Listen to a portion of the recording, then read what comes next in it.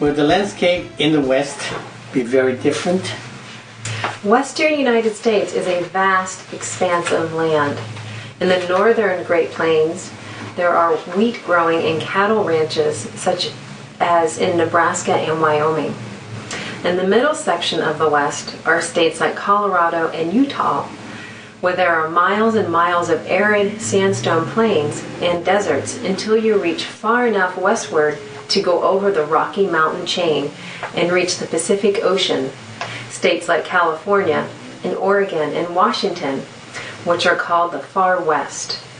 In the southwestern portion of this West are states like Texas, Oklahoma, and New Mexico. I better study the map closely. The West was a formidable challenge for American settlers in the 18th and 19th centuries.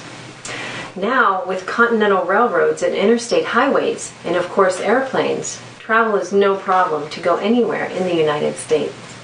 Indeed, in the 1930s, there was a big drought in from Arkansas through Oklahoma, and thousands of people gave up their farms, left for California, hoping to make a living there.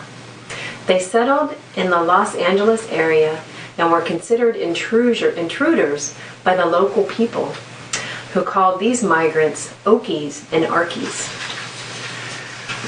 The route I would take then is the same one as the Okies and Arkies took in the 1930s? More or less, except that you do not suffer the hardship those migrants had to endure. Are there interesting cities to visit along the way?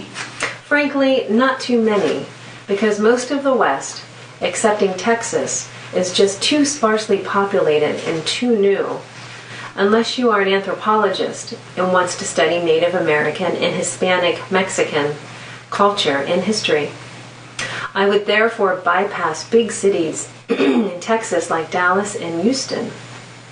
I think what you look for in the West is, first, the spectacular landscape, second, the Indian people who live there, and finally, you may get a feel for the laid-back and spacious outdoor style of life in the West, like the cowboys of old.